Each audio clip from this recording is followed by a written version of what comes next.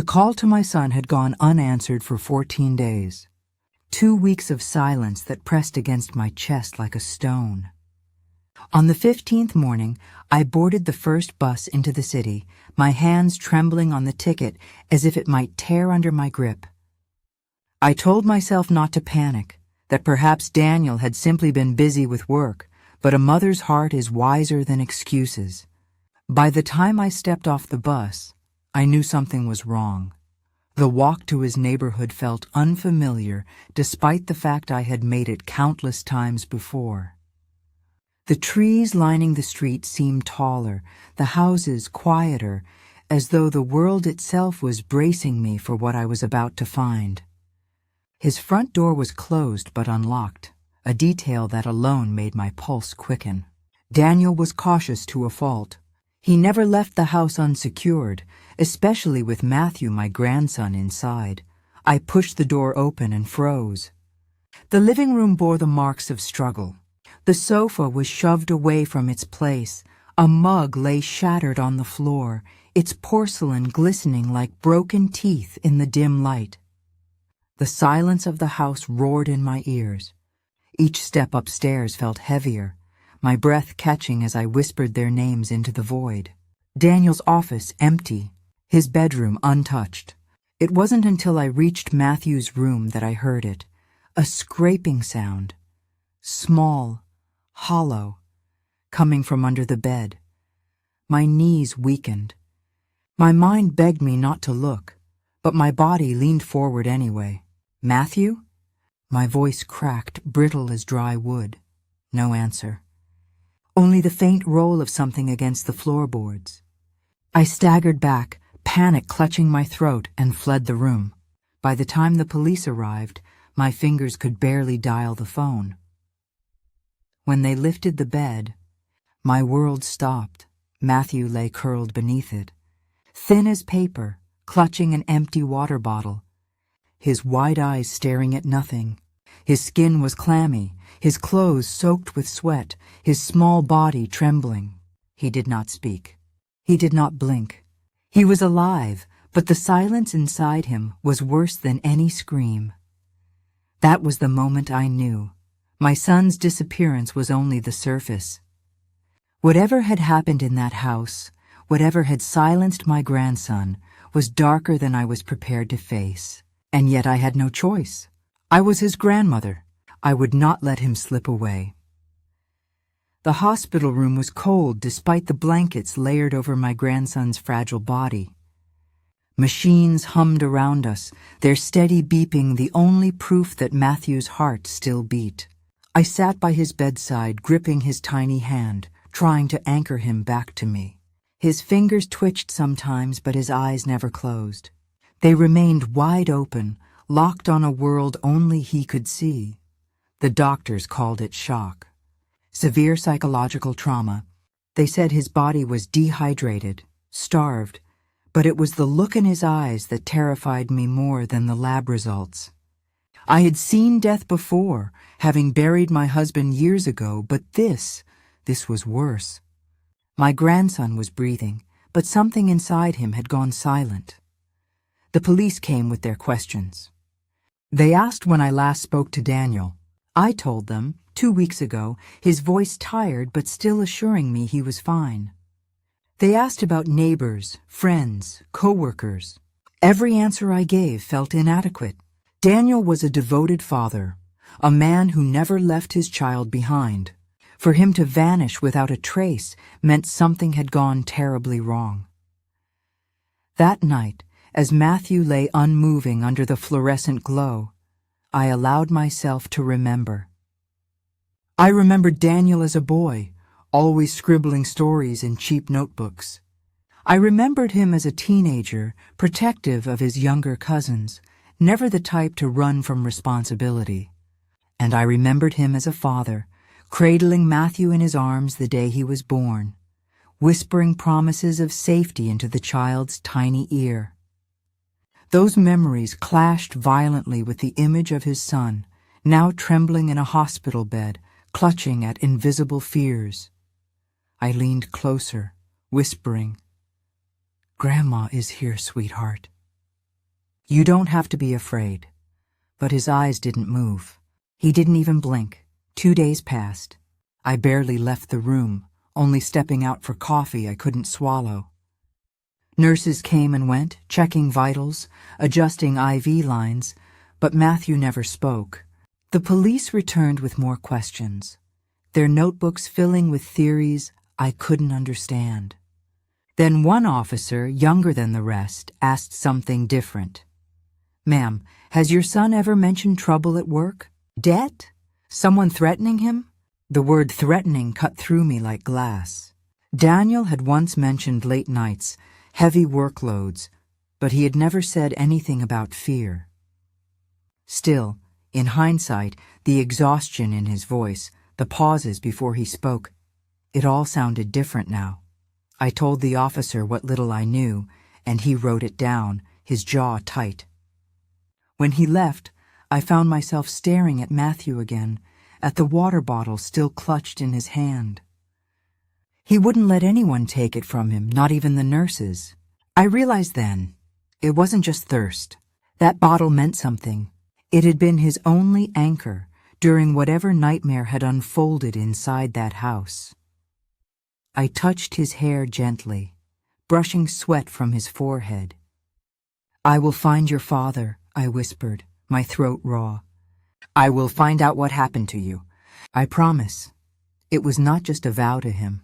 It was a vow to myself. The truth was hidden somewhere in the silence of that house, in the shadows beneath the bed, in the absence of my son's voice, and I would not rest until I dragged it into the light. On the third morning, I returned to Daniel's house. I couldn't sit by the hospital bed any longer, staring at Matthew's hollow eyes while waiting for the police to deliver answers they clearly didn't have. I needed to see it again. I needed to walk through those rooms with my own eyes to listen for the whispers of what had happened. The key felt cold in my hand as I pushed open the door. The air inside was stale, heavy with the sour scent of spilled coffee and something else, something faintly metallic. The living room still bore the scars of chaos. The sofa was shoved aside. The shattered mug remained on the floor, untouched. No one had bothered to clean up, as if the house itself was frozen in time, holding its breath. I walked upstairs slowly, the creak of each step echoing like a warning. Daniel's office was as I remembered. Papers scattered, computer powered down, drawers left ajar. I touched the edge of his desk, my fingers trembling. My son had sat here, probably days before his disappearance, maybe even hours before. I whispered into the silence, "Daniel, what were you working on?" The bedroom gave me nothing but the cold stillness of an unused bed. But when I reached Matthew's room, my body stiffened. The bed had been flipped back in place after the police investigation, but I couldn't look at it without seeing my grandson curled beneath, gaunt and silent. I stood there until I thought my knees might buckle, then forced myself to kneel. I peered under the bed. Nothing but dust and shadows. Still, I reached out, running my hand along the floorboards. My fingers brushed against something smooth. I pulled it out. A small toy car, one of Matthew's favorites, its blue paint chipped from years of play. But there was something else. A folded scrap of paper shoved against the wall, as if hidden. My heart stuttered. I unfolded it with shaking hands. The handwriting was Daniel's, quick, uneven, as though written in panic. "If anything happens, protect Matthew. Don't trust." The rest was smudged, blurred as if water or sweat had soaked through. The only letters clear at the end were R. My breath caught. Don't trust R. Who was R? A name? A company? A friend? I sat back hard against the wall, the note crumpled in my fist. My son had known he was in danger. He had known something was coming. And whatever it was, it had forced Matthew into that hiding place, clutching a bottle as if it were his only shield. I stood and searched the rest of the room. In Matthew's toy chest, I found more scattered clues. A backpack half filled, a flashlight with dead batteries, and a notebook where the child had scribbled pictures of houses and stick figures. On one page, he had drawn a figure larger than the rest, its face marked with a heavy black X. My stomach twisted. Children often drew their fears, but what fear was so great it made him mute? I pressed the note against my chest, whispering to the empty room, "Daniel, I'll find you, and I'll find out who R is." As I left the house, I didn't notice the curtain across the street shift. Someone was watching. That night, I couldn't sleep. The hospital chair dug into my back as I sat beside Matthew's bed, the note from under the bed folded tightly in my pocket. I reread it 100 times, hoping the smudged letters would reveal themselves in the dim glow of the monitor lights. Don't trust R. I thought of every name, every connection. Robert, Richard, Reynolds. Even Rebecca, Daniel's boss at the software company, crossed my mind. The uncertainty gnawed at me until dawn. At 6 a.m, Detective Harris arrived. He was an older man, his gray hair cropped close, his tie perpetually loosened. He had the weary eyes of someone who had seen too many families torn apart. He asked me to step into the hallway. "Mrs. Carter," he said, voice low, "we found something on Daniel's laptop. He'd been sending encrypted emails, messages he never reported to us." My chest tightened. "What kind of messages?" "To a whistleblower group. He was trying to expose financial fraud inside his company. Large sums disappearing, shell accounts. We believe he discovered something he wasn't supposed to. Fraud, secrets, a threat big enough to make my son vanish." I told him about the note, pulling it from my pocket. He read it carefully, his brow furrowed. "Don't trust her. Could be a person. Could be a company division. We'll run the initials through records." But I saw something flicker across his face. Recognition or fear? "Do you know who it is?" I pressed. He hesitated. "Not yet, but I have a theory." He folded the note and handed it back. "Keep this safe. And for now, don't tell anyone else about it." Back in Matthew's room, I sat at his bedside, my mind reeling. Fraud, whistleblowing, secrets. My son had been in deeper waters than I ever realized. I stroked Matthew's hair, whispering, "Your daddy was trying to do the right thing. That's why he disappeared." Suddenly, Matthew stirred. His lips parted. For the first time since we found him, he spoke, or rather, he whispered. One word, red, my breath caught. His voice was hoarse, broken, but it was his. He clutched the empty water bottle tighter, his eyes darting as though he were back under the bed. "Red what, sweetheart?" I begged softly. "Red who? Red door? Red car?" But his eyes clouded again, and he fell back into silence, as if the single word had drained him of all strength. I sat there shaking. Red, the missing piece in the note. Don't trust R. Could it mean red? Was red a name, a place, a warning? Before I could untangle it, my phone buzzed. An unknown number. I answered, my voice tight. A male voice, low and cold, whispered, "Stop digging, or you'll lose more than your son." Then the line went dead. I froze, the phone trembling in my hand. Someone knew I was looking. Someone was watching every step I took. I looked at Matthew, then at the folded note in my lap. The pieces were starting to align, but the picture they formed was darker than I could have imagined. I sat frozen with the phone pressed to my ear long after the call had ended, the words echoing inside my skull. "Stop digging, or you'll lose more than your son." The threat was deliberate, calculated, but also intimate. Whoever it was knew me, knew Daniel, knew where to strike. The nurse entered just then to check Matthew's IV. I forced myself to sit straight, slipping the note back into my pocket. If the caller could reach me here, in the safety of a hospital, then no place was truly safe. I leaned closer to Matthew. His chest rose and fell slowly, his face pale against the pillow. I kissed his forehead and whispered, "Grandma won't let anyone hurt you again." By noon, Detective Harris returned. He carried a thin folder, his expression heavier than the day before. "Mrs. Carter," he said, "we need to talk." He led me to a small consultation room down the hall. Closing the door, he laid the folder on the table. Inside were printouts of Daniel's encrypted emails, fragments pieced together by the cybercrime unit. Numbers, company accounts, overseas transfers, enough to make my head spin. "What does it mean?" I asked. Harris tapped the page with his finger. "It means your son discovered a funneling scheme. Millions moved off the books, money laundering through subcontractors. He was preparing to hand this over to federal investigators. And then he vanished." My heart sank. "You think his company silenced him?" "I think someone with access did. And the name that keeps appearing in the flagged transactions." He flipped to another page. "Is Redding & Co. Does that name mean anything to you?" "Red." Matthew's word. "The note, 'Don't trust R.'" My pulse raced. "Red," I whispered. "That's what Matthew said." "He tried to tell me." Harris leaned forward.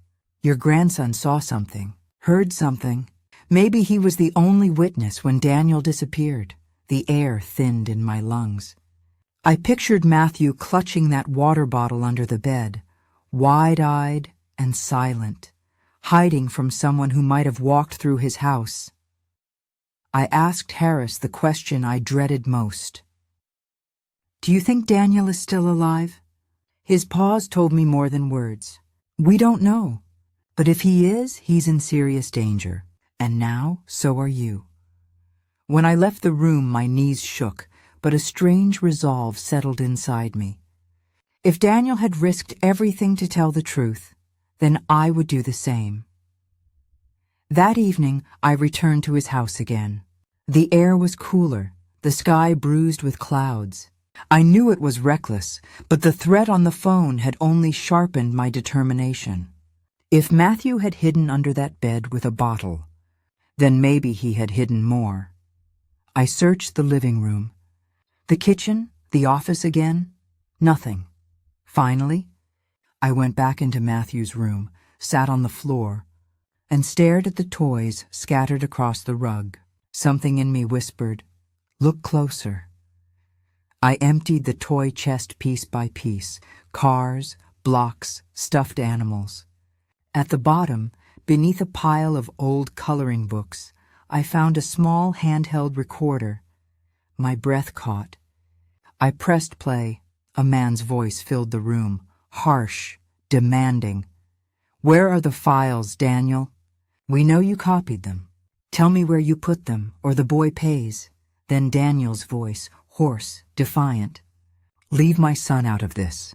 You'll never—" A crash, a scream, Matthew's sobbing, and then silence. I dropped the recorder, my hands trembling violently. It was proof my son had been taken, proof my grandson had witnessed it all. But before I could collect myself, the floorboard behind me creaked. I spun around. A shadow filled the doorway. The figure in the doorway didn't move at first. Just a shadow, broad-shouldered, blocking out the dim hallway light. My heart slammed against my ribs. I scrambled to my feet, the recorder still clutched in my trembling hand. "Who's there?"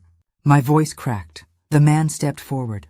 A baseball cap shaded most of his face, but the jawline was sharp, the eyes glinting in the dark.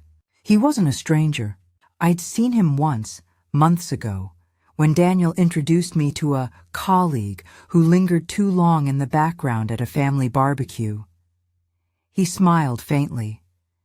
"You shouldn't be here, Mrs. Carter."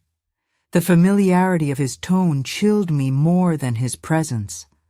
"What have you done with my son?" I demanded, forcing strength into my voice. His gaze flicked to the recorder on the floor. "You found it. I bent, snatching it up before he could. "If you come closer, I swear I'll take this straight to the police." He laughed softly. "The police already know more than you think. The question is, how much longer can they protect you?" The room seemed to shrink around me. The toys on the floor, the crayon marks on the walls, all the traces of Matthew's childhood, felt desecrated by this man's presence. I took a step back toward the window, gripping the recorder tight. "Get out!" Instead, he reached into his jacket pocket. My breath caught, but instead of a weapon, he pulled out a phone. He pressed a button, and the screen lit up with a video. My son. Daniel sat in a dim room, his hands bound, his face bruised but alive. He looked straight at the camera, eyes burning. "Mom, if you're seeing this, don't trust them." "Don't! The video cut off!" The man slid the phone back into his pocket. "He's alive. For now," I gasped, tears stinging my eyes. "Where is he?" "That depends on you." He leaned closer, lowering his voice. "Stop digging. Stop talking to Harris. Forget Redding and Co. And maybe, just maybe, you'll see your son again." I tightened my grip on the recorder. Every instinct screamed at me to attack, to scream, to fight, but Matthew's pale face flashed in my mind. I couldn't risk him. Not yet. The man straightened, tipped his cap, and slipped out of the room as silently as he had come. By the time I rushed to the hallway, he was gone. I locked the door behind me, my body shaking so badly I had to lean against the wall. In my hand, the recorder felt heavier than any weapon. Proof, evidence, a fragile thread tying me to Daniel. I went back to the hospital that night, slipping into Matthew's room like a ghost. He stirred in his sleep, clutching the teddy bear a nurse had given him. I sat beside him, whispering, "Your daddy's alive. I'll bring him home. I swear it." But as I spoke, I felt the weight of the threat settle on me like a shroud. The man hadn't come to scare me. He had come to warn me and to watch me. The walls of safety were closing in. If I wanted to save Daniel, if I wanted to protect Matthew, I had to outsmart people far more dangerous than I had ever imagined. I pressed the recorder to my chest and made a vow in the darkness. I wouldn't stop. Not for fear, not for threats, not even for my own life, because a mother and a grandmother fights until the end. I barely slept that night. Every time I closed my eyes, I saw Daniel's bruised face flickering on that man's phone screen. Alive. My boy was alive. But the words for now gnawed at me like a knife left in the wound. By dawn, I had made my decision. I couldn't rely only on the police. If Harris was truly working for me, he'd use the recorder, but what if the man was right? What if someone inside the system was already compromised? I needed allies outside official channels, people who couldn't be bought or silenced. I thought of James Walker, a retired journalist I knew from church.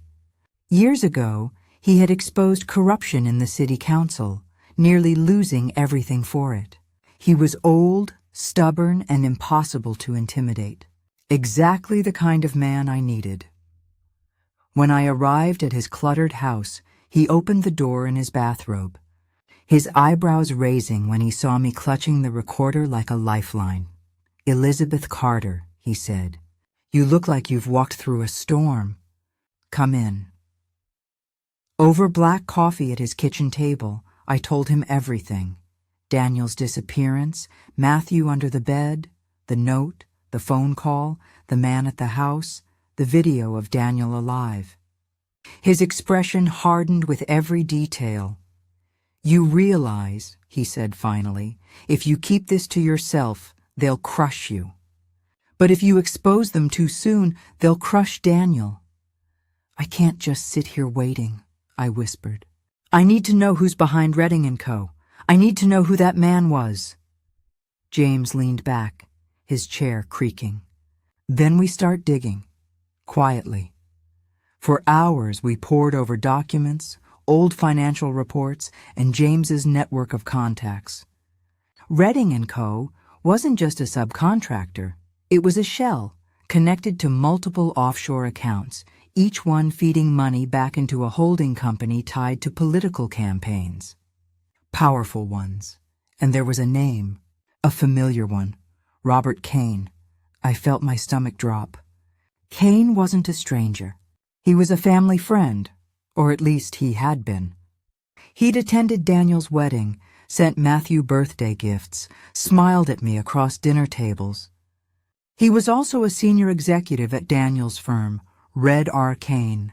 It all fit. Before I could say it aloud, James leaned forward. Elizabeth, listen to me carefully. If Kane is involved, then this goes higher than just corporate theft. These are men who erase problems, permanently. I shivered, remembering the man's words. Stop digging. But as I sat there, I knew it was too late to stop. Kane had crossed a line the moment he touched my family. That evening, I returned to the hospital. Matthew was awake, his eyes still clouded but focused on me.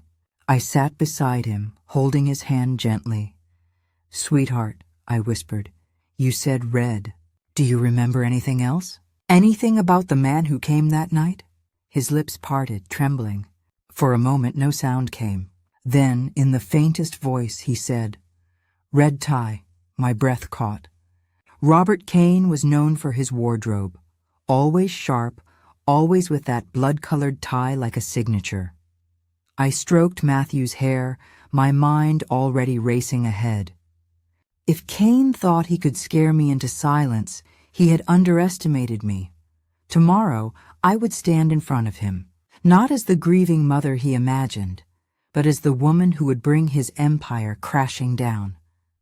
The next morning, I dressed with care, not in morning black or timid gray, but in the navy blue suit I had once worn to Daniel's graduation. I wanted Robert Kane to see me not as a broken mother, but as someone he could not erase. James insisted on coming with me. "You'll need a witness," he said, slipping his notebook into his coat pocket, "and someone who doesn't scare easily." We met Kane at his firm's glass-walled office tower. He greeted us in the lobby with that same polished smile, the crimson tie knotted perfectly against his white shirt. To anyone else, he looked like a respectable businessman. To me, he looked like the devil dressed for Sunday service. "Elizabeth," he said warmly, extending his hand as though we were still friends. What a surprise! I didn't take it. "Where is my son, Robert?" His smile faltered just slightly before recovering. "Daniel?" "I'm afraid I don't know what you mean," James snorted. "Save the theater. We know about Redding & Co. We know about the missing millions." Kane's eyes flickered, the faintest shadow of irritation beneath his charm. "Dangerous accusations, Mr. Walker. You should be careful." I pulled the recorder from my purse and set it on the table between us. "This was in my grandson's toy chest. It has your man's voice on it, threatening Daniel, threatening Matthew." For the first time, Kane's mask slipped. His jaw tightened, his nostrils flared. He reached for the device, but I covered it with my hand. "Touch it, and I swear the copy goes straight to the press." The air thickened. His smile returned, thinner this time. "You don't know what you're playing with, Elizabeth." I leaned closer. "No, you don't know who you're playing with. I buried my husband, I raised my son, and now I'll fight for my grandson with everything I have. If Daniel is harmed, I will drag you and your empire into the light for the whole world to see." His eyes bored into mine, searching for fear, but there was none left in me. At last he sat back, his voice low. "You want your son? Fine, you'll have him. But when he's back, you forget this ever happened. Or Matthew will grow up without a father." It was both a threat and a bargain. But it was also an admission. Daniel was alive, and Cain controlled the strings. 3 nights later, the police found Daniel.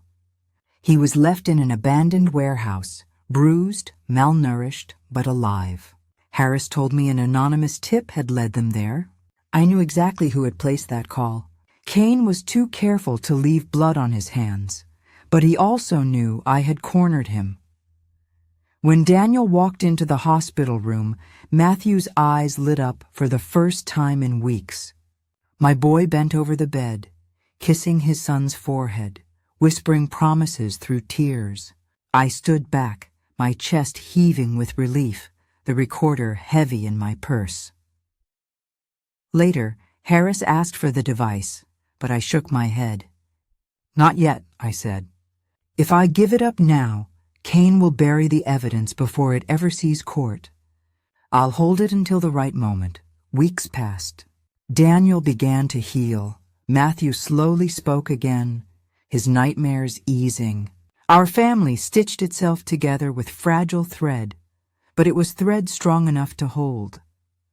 As for Robert Cain, his crimson tie still appeared on the news. His smile still charmed cameras. But behind that mask, he knew one thing with certainty. I had his voice. I had his secret. And one day, when the time was right, I would make sure the world heard it. For now, I held my family close, whispering prayers of gratitude. We had survived the storm, but I would never forget the shadows that had crawled under my grandson's bed, the fear in his eyes, or the man who thought he could silence us. He was wrong, because I was a mother. I was a grandmother, and I would never be silenced.